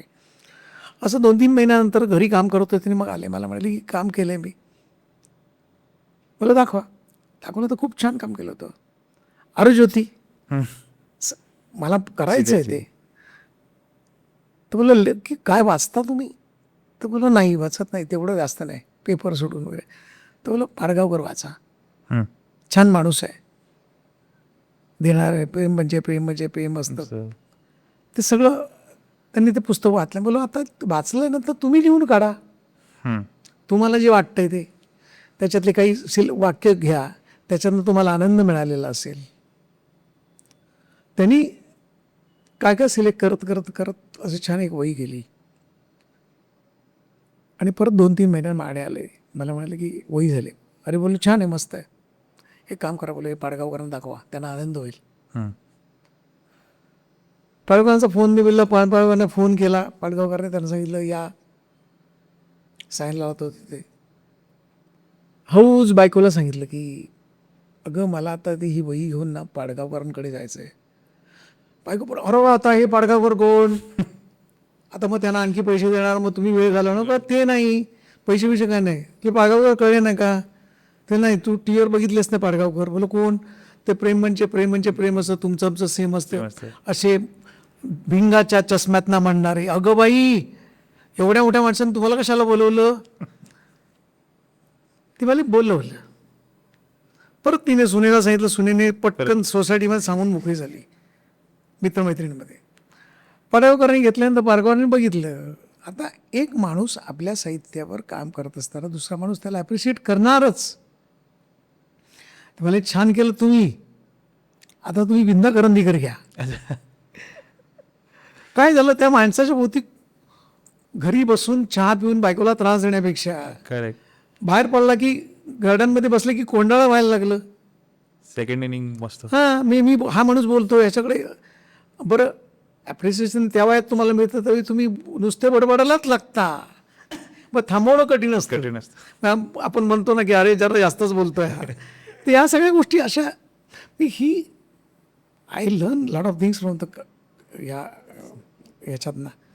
म्हणजे त्याचं जसं शिकण्याकरता मी केलं तसा थोडी थेरपी म्हणून याचा वापर करायला लागलो. मी जेव्हा माणूस वाचलं पाहिजे, माणसाने लिहिलं पाहिजे, माणसाने बोललं पाहिजे, आणि मग मग त्याच्यातनं ती उभी रेषा काय करते, तर एक उभी रेषा जेव्हा स्ट्रेट काढता वरपासून खालपर्यंत, तेव्हा ती माणसाला उभं राहायला शिकवते. एका रेषेच्या बाजूला दुसरी रेषा आली की दोन रेषेतील अंतर किती असावं हे जेव्हा तुम्हाला समजतं, तेव्हा तुम्ही दोन माणसामध्ये अंतर किती असावं हे तुम्ही ठरवायला लागता. उदाहरणार्थ, मी माझ्या बायकोशी बोलताना अंतर वेगळं असतं, मी माझ्या बॉसशी बोलताना अंतर वेगळं असतं, मी माझ्या क्लायंटशी बोलताना माझी बॉडी लँग्वेज वेगळी असते. हे सगळं कॅलिग्राफीत आहे. पण ते कसं घ्यायचं हे तुम्ही ठरवायचं. माझं काम मी तेच करणार. मला प्रत्येकाने कॅलिग्राफर व्हावं, it is not possible, I know that. प्रत्येकजण लता मंगेशकर नाही होणार, बरोबर. प्रत्येकजण सचिन तेंडुलकर नाही होणार, पण प्रत्येकानं आपल्या पद्धतीने परफॉर्मन्स जर दिला त्याने, तर तुम्हाला त्याच्यातनं आनंद मिळण्याची शक्यता आहे. आणि जगतोय कशासाठी, तर शेवटी मला वाटते आनंदासाठी जगतो. खूप दिवस बाबा टेन्शन घेऊन आज पोरकासाठी तुम्ही मला सांगितलं की बाबा मुंबईवरनं पुण्याला यायचं आहे. आता मी तुम्हाला सांगू शकलो असतो की बाबा नाही तुम्ही यायचं, मी ते असं काय करत नाही. पण मला असं वाटलं की अरे ही माणसं जर वेगळ्या पद्धतीने काम करत असतील तर याचा आनंद काय घेतात हे मला बघितलं पाहिजे. आज इकडे आलो त्यामुळे खूप छान वाटलं, कारण हे सगळं कुठेतरी लोकांपर्यंत पोचलं पाहिजे असं मला वाटतं. आणि मी सांगितलेच बरोबर आहे असं काही नसतं. ते कदाचित त्यातून एखादी गोष्ट चुकीची असू शकते, बरोबरही असू शकते, पण मांडणं चुकी बरोबर दॅट इज नॉट इम्पॉर्टंट. कळलं का? बरोबर. हे मांडलं पाहिजे. तसं मनाचं प्रत्येकाने कुठेतरी जर व्यक्त व्हायला लागले तर आपल्या भाषेतनं तर भाषाच खूप छान आणि सुंदर दिसायला लागतील असं वाटतं. बरोबर. सर, मला कॅलिग्राफीला घेऊन करिअर संदर्भात पण तुमच्याशी बोलायचं आहे की तुम्ही मगाशी म्हणलात की एकतर 10वीच्या आतली मुलं येत आहेत शिकायला किंवा अगदी सिनियर सिटीजन सेकंड इनिंगसाठी येतात. हा जो मधली जी लोक आहेत, करिअर खूप कशातही करिअर करता येतं आता. म्हणजे साधा बघ ना की चपाती भाजीचा पोळीचा बिझनेस आज केवढा वाढला आहे. त्या घर करणाऱ्या बाईला वाटलं होतं का की आज मी बिझनेस करू शकतो? आज तुम्ही नरिमन पॉईंटला गेलात किंवा इकडे पुण्यात कुठेतरी असेल की पोळी भाजी सेंटर असतं. कॅलेबीचं तसं आहे. कॅलेबी लग्न आलं की लग्नपत्रिका करायची असते. लग्नपत्रिका लिहिल्यानंतर 20-25 हजार रुपये तुम्हाला आर्टवर्कचे मिळतात. आमच्यासारखा माणूस आणखी जास्त पैसे घेतो. एन्व्हलपवर नावं लिहायची असतात. दर एन्व्हलपला 100 रुपये मिळतात. 50 रुपये कमी कमी मिळतात. तुम्हाला मेडिकल कॉन्फरन्स होत असतात. कंपनी काही सर्टिफिकेट देत असते, त्याच्यावर नावं लिहिता येतात. तुम्हाला बेसिकली सुद्धा पैसे कमवता येतात. मग फक्त एवढंच आहे, पण चांगलं करावं लागतं. मग जर तुम्हाला पैसे मिळणार असतील तर ते नाव लिहायचं नाही आहे. त्या माणसाला त्याचा आत्मसन्मान केवढा असा वाटला पाहिजे ना. ज्या सन्मानानं तुम्ही देणार त्यात तो सन्मान, त्याचं फिलिंग, त्याचं नाव बघितल्यानंतर तो असा अर्धा गारच झालेला असतो. जेव्हा आम्ही सर्टिफिकेट नाव लिहितो तेव्हा मग ते अरे अच्युत पालवानी माझं नाव लिहिलं आहे, सर्टिफिकेट मला मिळालं आहे. ते सर्टिफिकेट घेऊन तो आयुष्यभर जपत असतो. मग हे सगळं छान कॅलिब्रेटनं जातं. एखादी कविता असते आणि ती कविता कोणाला तरी गिफ्ट द्यायची. मी कविता तुला गिफ्ट द्यायची आहे तर मला ती कॉम्प्युटरमध्ये मी नाही देणार ना. हे आता आमचे एक मित्र आहेत राणे म्हणून, त्यांनी एक कविता घेतली आहे गुरु ठाकूरची. मग ती मला म्हणाली की ती कविता मला लिहून मला मुख्यमंत्र्यांना द्यायची प्रेझेंट. तर मग तो त्याच्यातला आशय बाहेर आला पाहिजे ना. करिअर कसं तरी करता येतं. आपण काय होतं आता बघ ना, योगा टीचर पूर्वी कुठे होतं योगा, आज झालंय. संगीताचं आज केवढं प्रमाण वाढलंय. इंग्लिश मराठी क्लासेस तर असतातच त्याच्यामध्ये. चित्रकलेचे वर्ग काढलेले आहेत, हॉबी क्लासमध्ये वाढलेले आहेत. सगळीकडे आहे ते. त्याच्यामुळे आणि LFP कसं की पर्सनल टच आहे तो. बरोबर. तो पर्सनल टच ज्याला येतो ना तेव्हा त्याच्यात ना सगळ्याच इमोशन, भावना बिवना सगळं आलेलं असतं. आज मी पुण्यामधलं कदाचित एक बोटेंचं मी जेव्हा काम केलं तेव्हा त्याची कॉस्ट ऐकून लोक वेळी झाली अक्षरशः. पण ते बघितली ती भिंत बघायला लोक जातात आणि मग ते बघता बघता फर्निचर बघतात. ती फर्निचर हे आपल्या घरात नाही, आपण घेतलं पाहिजे, ही मार्केटिंग पॉलिसी पण येते त्याच्यात. म्हणजे चांगल्या गोष्टीला चांगल्या गोष्टीची संगत असेल तर होतं ना. बरोबर. आज पुण्यामध्ये हिंद साडीचा लोगो जो आहे तो निघालाय. तर ते करताना त्याच्यामागची स्टोरी होती. तर डीचा फॉर्म असा मागे असा सरकला असं छान असा पसरत चाललाय. ती बाई साडी घेतानाचा पदर टाकते. तर ती जेव्हा गोष्ट त्याच्यात इन्व्हॉल्व केली त्यावेळी त्याचा लोगो कळला ना तो. अदरवाईज ते हिंद होतं. सर आपण नेहमी बघतो की आर्ट्स आणि कॉमर्सचं गणित बसवणं खूप म्हणजे तसं चॅलेंजिंग असतं. तर या संदर्भात पण तुमचे अनुभव शेअर कराल का की ॲज अ कॅलिग्राफी आर्टिस्ट जेव्हा तुम्ही मार्केटमध्ये उतरता तेव्हा बऱ्याच वेळा तुम्हाला असंच असेल ना की हे काही टँजिबल प्रोडक्ट नाही आहे समोरच्यासाठी, पण मग तो वाटेल ते रेट अरे एवढा कसा किंवा ह्याची कॉस्ट ठरते कशी किंवा हे अरे असं नाही आहे. तर असे उदाहरणं तुमच्यासमोर आले? सुरुवातीला खूप झालं ते. कारण मी सुरुवातीला काय केलं, पहिलं एक्झिबिशन केलं ते वाटलं. अच्छा. याचे पैसे मिळणार मला माहिती होतं, कारण आर्ट लोक विकत घेत नव्हती त्याला. आणि दुसरी गोष्ट त्यात कॅलिग्राफी घेऊन जा, घरी लावा, घरी लावून जावला तर नंतर हळूहळू सुरू झालं ते की हे विकत घ्यायला लागतं. मग ते त्याची किंमत सांगितली की अजूनही बऱ्याचदा होतं की अरे तुम्ही 2 मिनिटात काम करताना 1 लाख रुपये घेता. तर बोलो 2 लाख किंवा 1 लाख किंवा 5 लाख घेतले ते काही 2 मिनिटाचे नाही येते. गेली 40 वर्ष मी काम करतोय ना, ते आहेत ते त्याचे. हे यायला 40 वर्ष लागली ना. हे काय पटकन नाही आलंय. आणि तुम्हाला जे वाटतंय ते सगळं तुमच्या मनासारखं तुम्हाला मिळतंय. प्लस तुम्ही असंही सांगता की अच्युत पालं पाहिजे आम्हाला, त्याची सही पण पाहिजे. तर याला पैसे द्यावेच लागतात. म्हणजे तुम्ही कपडे घ्यायला गेलात की 10 ब्रँड तुमच्या डोळ्यासमोर असतात. प्रत्येक ब्रँडचे पैसे वेगळे असतात. तुम्ही मोठमोठे पैसे काढून देता. मग माझ्या कामाला पैसे का नाही मिळतात? दुर्दैवाने त्या गोष्टी हळूहळू आता संपत चालल्या, थोड्याशा कमी झाल्यात. त्या पैसे मिळायला लागलेत. आत्ता जहांगीरमध्ये शो केला तेव्हा जवळपास एक 6 दिवसामध्ये 16 लाखाची चित्र विकत गेली होती.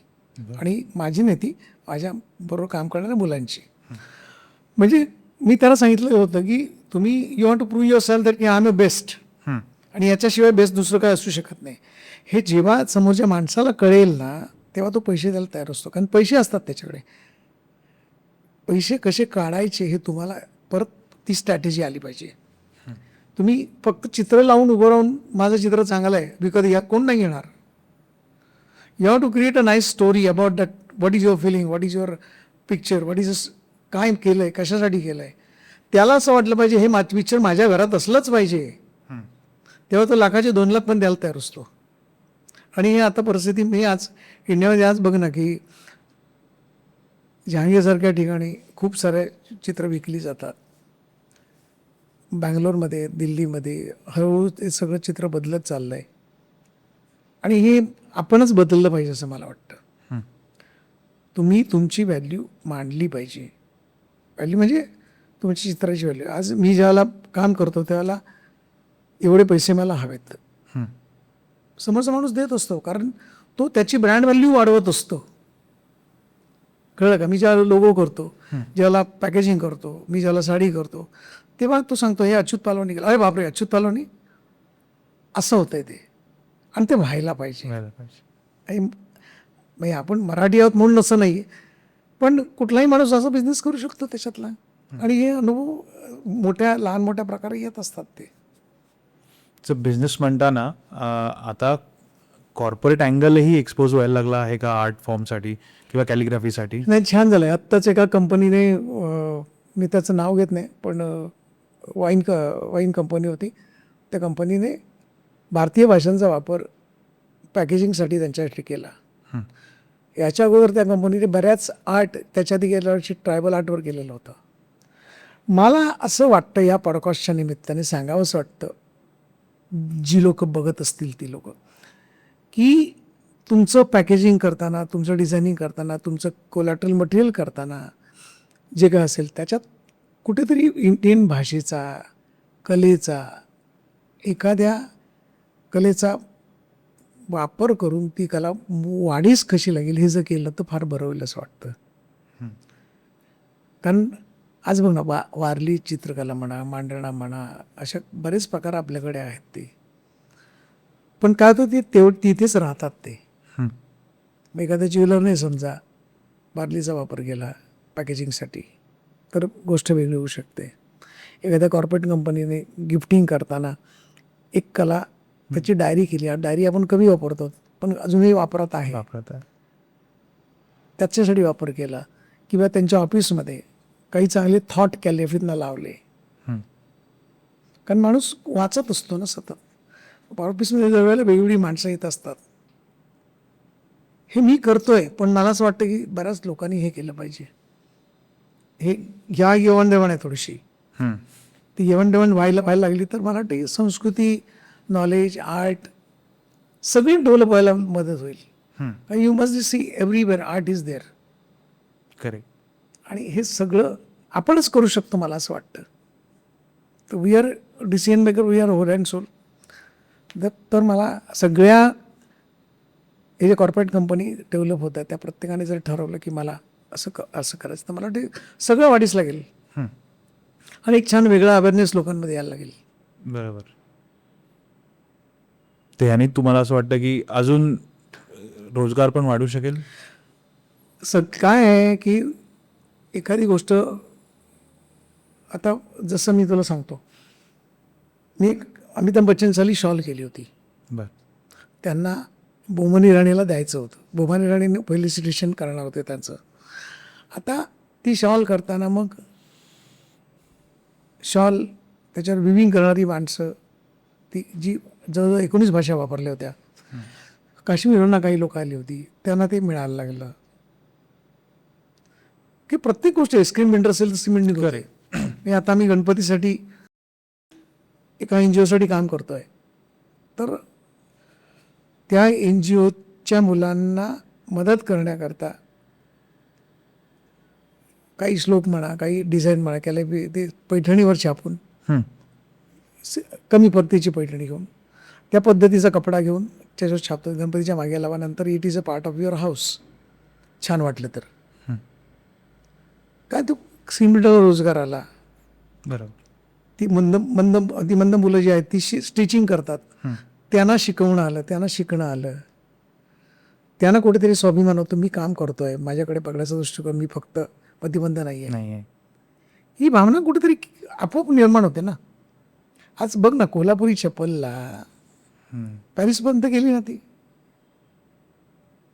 नंतर आपण फक्त कोल्हापुरी चप्पल पायात घालून हे कोल्हापुरी आवाज काढत फिरत होतो, पण आज अभिमानाने सांगतात की आमची कोल्हापुरी चप्पल आहे. हो. कोल्हापुरी मिसळच नाही, आता चप्पल पुढे आहे. चप्पल. दोन्ही गोष्टी आलेल्या आहेत त्या.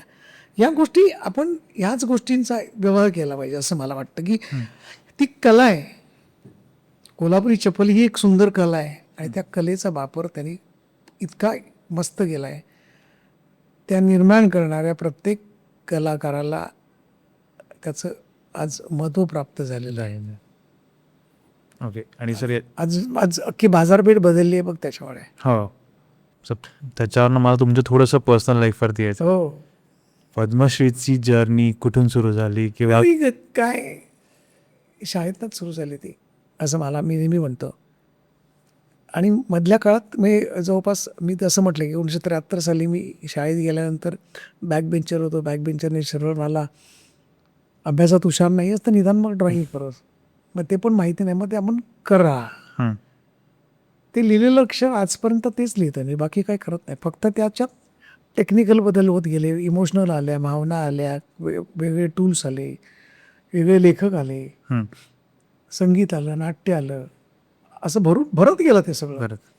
आणि हे भरता it is a part of your life. हे माझ्या आयुष्याचं होतं, पण मी ते तुझ्या आयुष्याचं पण केलं. बरोबर. हे अखंड ज्यावेळी भारत फिरलो त्यावेळेला माझ्या लक्षात आलं की ते आता जे पेरलंय ते आता उगवत आहे. आणि मग उगवलं तर ना त्याची दखल घेतली जाते.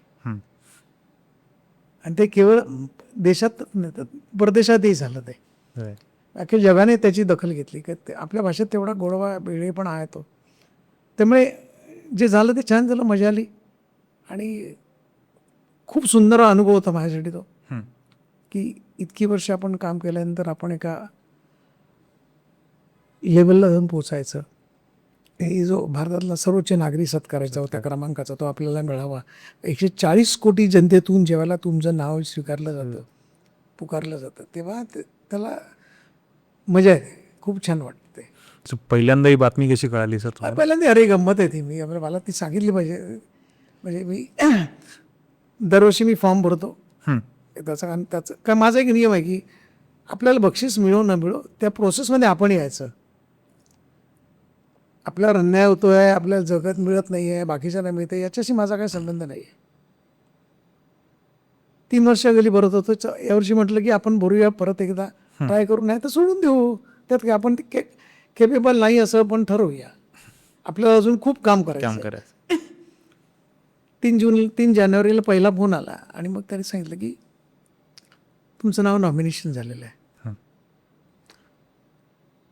अंदाज स्वतःच्या मनाला होता, कारण मी जे काम केलंय किंवा मी जिथपर्यंत पोचलोय तिथपर्यंत अजून तसं काही हालचाल झालेलं नाही. पण कॅलिग्राफीला कला म्हणून किंवा पद्मश्री अवॉर्डपर्यंत पोचू शकतं हे माहीत नव्हतं. अर्थात अच्युत पल्लवला मिळावं ही बऱ्याच जणांची इच्छा होती, कारण सगळीकडे फिरतोय. पण ती सगळ्यांची इच्छा होती ती, पण शेवटी देणाऱ्यांच्या मनात ती इच्छा यायला पाहिजे, त्याने त्या दृष्टीकडे बघितलं पाहिजे. तर त्याने सांगितलं की तुम्हाला नॉमिनेशन झालं, पण तुम्ही फक्त कोणाला सांगू नका, कारण खूप कॉन्फिडेन्शियल गोष्ट आहे. साला माझा केवढा मोठा प्रॉब्लेम झाला. मी म्हटलं बायकोला सांगू का, तर बोलले नको सांगू, कारण बायकांना सांगितलं की परत ते दुसरीकडे जातच नाही. रात्र झाली, चुळबुळ सुरू झाली, झोप लागायला तयार नाही आपल्याला. आपण नॉमिनेशन झालो पद्मश्रीला. बायको मला विचारलं काय झालंय, तुला काय नाही झालंय. 2 तासांनी परत मी असंच होतो, जागाच होतो. 2-3 वाजले. काय झालंय, तुला पैसे हवेत का, किंवा तुला कोण काय बोललंय का, किंवा तू कोणाला काय बोललायस का. तुला काही नाही झालंय. मग काय प्रॉब्लेम आहे, झोपत का नाहीस, कालपर्यंत झोपत असं आज झोपत नाहीस तू. नाही झोपतो मी. म्हणजे 2-3 दिवस गेले असे. शेवटी ते मला डोईजड झाले किती, म्हणजे आपण बायकोला न सांगता ही गोष्ट कशी लपवून ठेवू शकतो. आणि मग मी तिला म्हटलं उठ. अति 2 वाजलेले होते, 1-2 वाजलेले होते. काय झालं तर बोललो काय बोलायचं तुझ्याशी. बोललो तर बोललो मुलांना पण सांग. मुलं आम्ही कॅनडामध्ये असतात, मुलगा आणि सून. ते म्हणाले काय झालं रात्री एवढा तरी काय फोन. बोललो मला तुमच्याशी बोलायचं आहे. काय बोलायचं आहे. तू बाकी वेळ नाही तुला, झोपत नाहीस तू. वेळ नाही, हीच वेळ आहे सांगायची. आणि मी त्याला माझं पद्मश्रीसाठी नॉमिनेशन झालं आहे एवढंच सांगितलं. ते असे वेडे झाले, म्हणाले की अरे ही गोष्ट तू आनंदाने सांगायची, टेन्शन का. ते बोललो मला टेन्शन आहे का कोणाला सांगायचं. असं करत 15 दिवस झाले. मग पोलीस चौकशी तुमची होते त्याच्यामध्ये. ओके. मग इन्कम टॅक्स तुमचं बघितलं जातं, कारण तुम्ही आयडेंटिटी. कारण कुठलं तरी माणसाला पद्मश्री मिळालं असं नको व्हायला. बरोबर. रोगाताची माणसं येतात, ते बोलतात. असं करत करत 25 तारखेला सकाळी 10 वाजता मला पहिला फोन आला अच्छा. की तुम्हाला पद्मश्री कन्फर्म झालेली आहे, पण संध्याकाळी 7 कोणाला सांगायचं नाही. कारण त्यांचाही बरोबर आहे. कारण सरकारची बातमी मी कोण फोडणार. तो रिस्पेक्ट ठेवलाच पाहिजे त्यांना. 7 वाजता मी टी व्ही समोर बसलो. मधल्या काळात तोरणं मागे सांगितली एकाला माणसाला. तो म्हणाला तोरणं नाही आहेत, घराला लाईटिंग करूया. बोललं जरा पद्मश्री मिळाली, आयुष्यात एवढा मोठा मानसन्मान मिळाला आहे. तर तो लाईटिंगवाला म्हणाला की उद्या 26 जानेवारी आहे, त्यामुळे एकही तोरण खाली नाही आहे, तुम्हाला 4 दिवसांनी देतो. अच्छा. तर मग गणपतीची तोरणं काढली, चालू केली आणि 2 तोरणं घरात आपणच चढायचं. तो समोरचा मित्र म्हणतो काय रे काय तोरणं घाला होतं. नाही बोललो 26 जानेवारी उद्या आणि 27ला माझा वाढदिवस आहे म्हणून आज सेलिब्रेशन चाललं आहे. बाई आली कामवाली बाई. तिला सांगितलं जरा लादीबिती पुसून घे, सगळा कपडा पिडा मार. भाऊ काय झालं. बोलो काही झालेलं नाही, संध्याकाळी काहीतरी होईल. संध्याकाळी 7ला आम्ही टी व्ही समोर बसलो. 7ची बातमी आमचं नाव नाही. 7:30 झाले, 8 वाजले, 8:15 झाले, नाव नाही. महाराष्ट्रातनं 2 जणांना बातम्यांनी निवडलं. आपलं काहीतरी बहुतेक गेलं असं, काहीतरी गोंधळ झाला असावा. आपला तरी झालं असेल ना, तर त्यांचा तरी झालं असेल. मॅच चालू होती. बायकोला सांगितलं ती लाईटिंग काढून टाक, कारण उगाच तो मूड जातो. टी व्ही लाव. मॅच चालू होत्या. असं तो चॅम्पियन कप ट्रॉफी, ते सगळे इंडियाचे विकेट जात होते त्यावेळेला. तर बोललं आता आपला योगच आलेला. तो 8:15 झाले, 8:30 झाले, नाव नाही. 2च नावं, 3 नावं झाली. मग एका माणसाचा कोकणातनं फोन आला मला, कॉंग्रॅच्युलेशन सर. बोलो कशाबद्दल. तर तुम्हाला पद्मश्री मिळाले. तो बोलो मला मी टी व्ही समोर बसलो आहे, मला काहीच माहीत नाही. बोललो जाहीर नाही, कुठे काय नाही काय नाही. बोलो माझ्याकडे लिस्ट आहे. तुमच्याकडे लिस्ट कुठून आली, डुप्लिकेट असेल. बोललो येऊ शकते. तर त्याला लिस्ट पाठवली. मग माझं नाव त्याच्यात एकावर होतं. तरी पण बोललो एकच लिस्ट कशी आहे, आणखी आले पाहिजे ना. मग हे तुला लिस्ट मिळतं, मग टी व्हीला काय मिळत नाही. मी सगळ्या पेपरवाल्यांना फोन केले. ते म्हणाले अजून काही आलेलं नाही अच्युत. मी मठामध्ये फोन केला, लोकसभेत केला, बरेच टी व्ही चॅनलला गेला. सगळे माझे मित्र होते. त्यावेळी येईल रे, थांब रे असं. आणि मग ते 9:30-9:45 दरम्यान सुलेखानकार अच्युत पवारांना पद्मश्री अशी बातमी ऐकली. आणि मग तो आनंदोत्सव तो अजूनपर्यंत चालूच आहे. असंख्य पॉडकास्ट, असंख्य शाली, असंख्य ट्रॉफी, हे सगळं आणि बोलणं बिलणं चालू आहे लोकांना. आणि एक बघितलं की मला पद्मश्री मिळाल्यानंतर जगभरातनं मला कॉल आले. महाराष्ट्रातल्या प्रत्येक गावातनं, कारण मी खूप ठिकाणी शिकवलं आहे. त्यामुळे तो प्रत्येक जण सर आम्हाला पद्मश्री मिळाली, बास तुम्हाला मिळाली म्हणजे आमची आहे ती. हा जो काही हे होतं ना, फिलिंग होतं ना, ते मला असं वाटतं की खूप मोठं आहे. ते तुम्हाला जगण्यासाठी आणखी म्हणजे खूप काम बाकी आहे तुमचं, याची जाणीव करून देणार असतं. बरोबर. सर मला एक्झॅक्टली तेच विचारायचं होतं की पद्मश्री मिळाला म्हणजे झालेल्या कामाचं एक एक्नॉलेजमेंट मिळालं, पण अजून किती काम बाकी आहे कॅलिग्राफीमध्ये. काम संपतच नसतं कधी, आणि ते संपू नये असं मला वाटतं. कसं आहे की पद्मश्री मिळाली म्हणजे आता याच्यानंतर मी काम करणार नाही असं नाही आहे. हम्म. एकतर उलट जास्त जबाबदाऱ्या वाढल्यात आता. कारण आता कसं की आता मी अच्युत पालव कॅलिग्राफी फाउंडेशन, ते माझं गेली बरेच वर्षाचं स्वप्न होतं. ते आम्ही सुरू करतो आत्ता. ज्या लोकांना शिकायचं आहे त्यांच्यासाठी आता पेल अकॅडमी मुंबईमध्ये आहे, तिथे आम्ही सुरू केलं आहे, वर्ग सुरू केले आहेत. बरं. मी माझा ॲक्सेस वाढवतो आहे की त्याच्यामध्ये.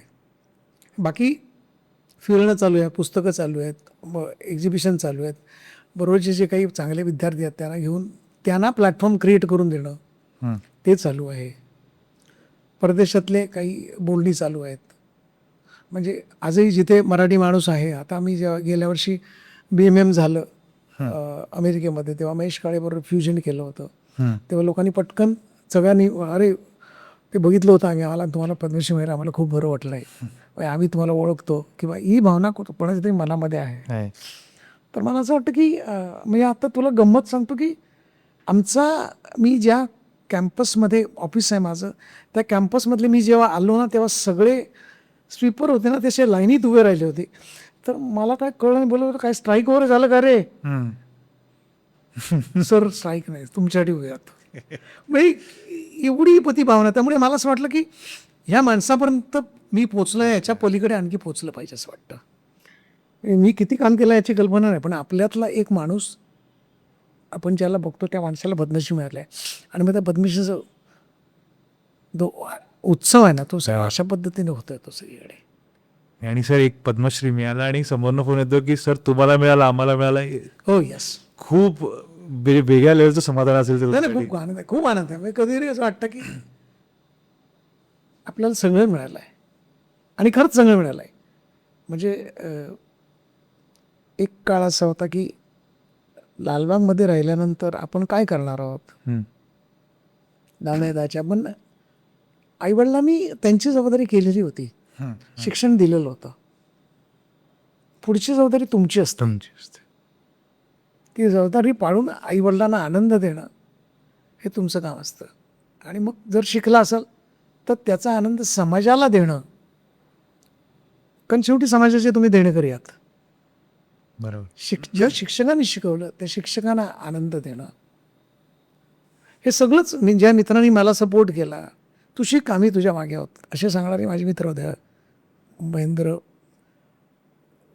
कृष्णकांत ठाकूर, अशोक परब, माधव लाड आमच्या फील्डमधले होते, पण असं म्हटलं नाही त्यांनी कधी की अरे आपण सेम आहोत, मग तूच काय पुढे चाललायस. असे मित्र होते ते. तर ते ह्या सगळ्यांना तर खूप खूप आनंद होता तो सगळं. अजूनही ते सेलिब्रेशन चालू आहेत सगळे. त्याशी आम्ही ज्याला सगळ्या मित्रांशी ज्यावेळेला आम्ही बोललो तेव्हा मी शंकर महादेवांना म्हटलं की तुम्ही याल का. तो एका पायावर तयार झाला बिचारा, आणि मला 5 मिनटाकरता मी येतो. तर 5 मिनटं काय 2 मिनटालाच तरी आनंद आहे बोललो. 1 तास होता माणूस तो, आणि मग लोकांनी सांगितले अच्युतसाठी गाणं गा म्हणून. त्याने गायलं गाणं,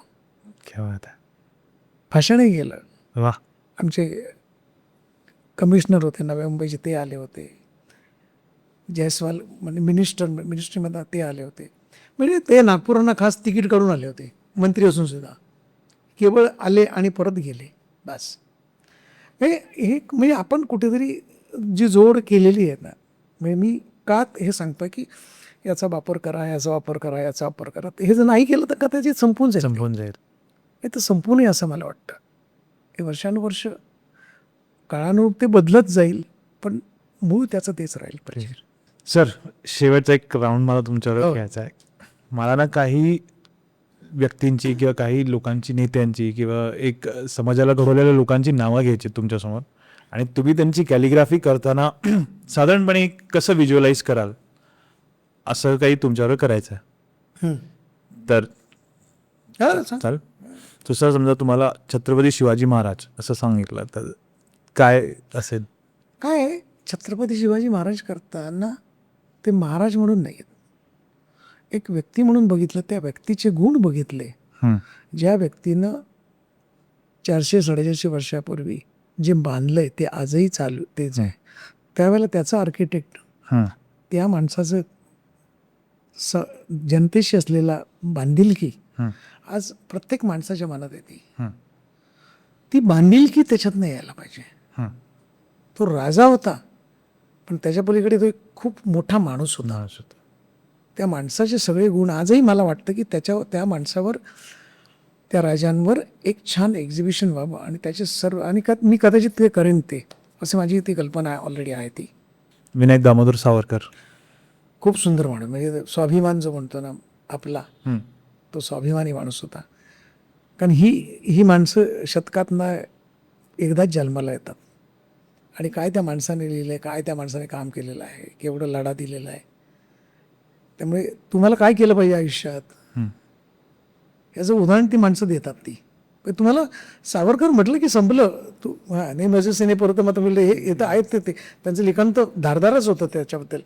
पण द वे ते जगले, हं. अंदमानमध्ये गेल्यानंतर ती सगळी कल्पना येते की या माणसाने आयुष्य कसं केलं असेल. आज एका खोलीत बंद 2 तास राहिलो तर आपण जगू शकत नाही. नाही. बाळासाहेब ठाकरे. खूप छान माणूस होता, कलाकार माणूस एकदम. माझी त्यांची ओळख होती.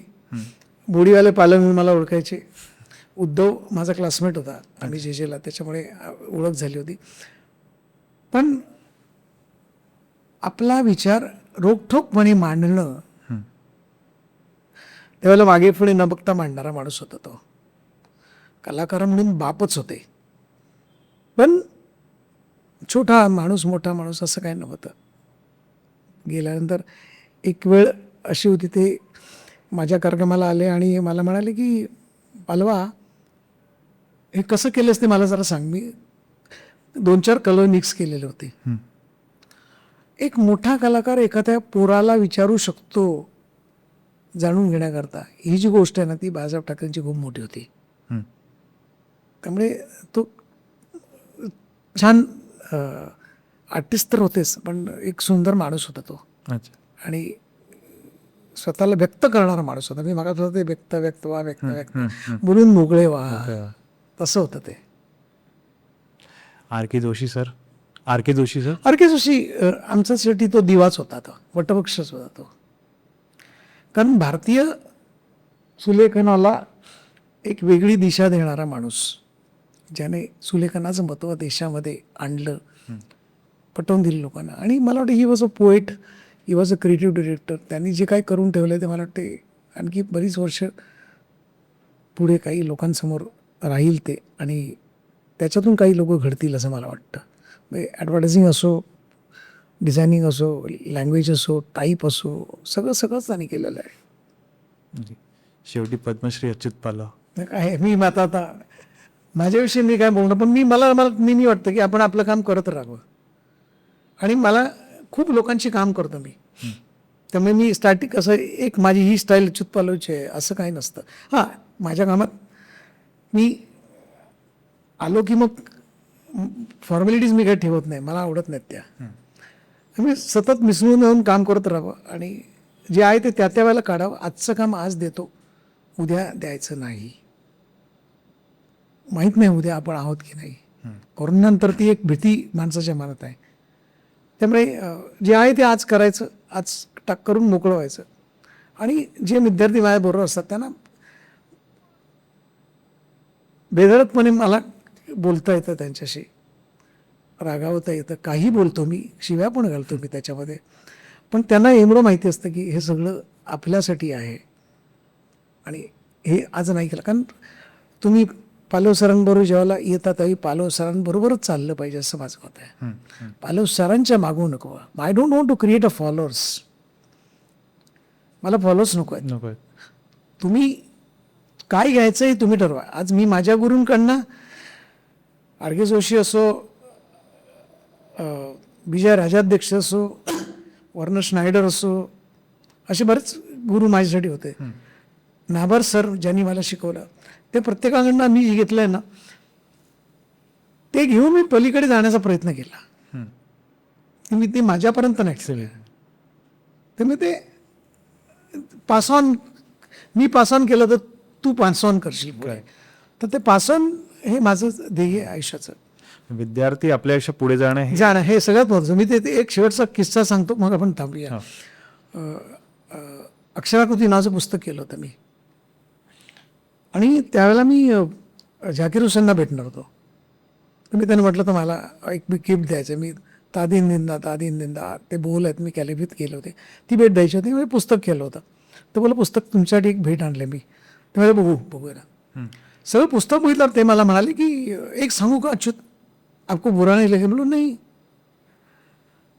तुझ्या विद्यार्थ्यांचं काम कधी कधी तुझ्यापेक्षा जास्त चांगलं आहे. तुला हेच आनंद आहे. बोललो माझा विद्यार्थी माझ्या पुढे गेला तर मला नेहमीच हवं आहे, आणि आता जायला लागलेत. म्हणून जहांगीरमध्ये एक्झिबिशन माझ्याबरोबर मी 4 चित्र लावलेली, मुलांची मी बाकीची चित्र लावल्यानंतर ती 16-17 लाखात विकली जात आहेत. याच्यासारखा आनंद कुठलाच नसतो. अल्टिमेटली सर त्यांनी कॅलिग्राफी पुढे जाते. एक्झॅक्टली. शेवटी काय आहे, ती कला पुढे जावी, तुम्ही राहता फक्त.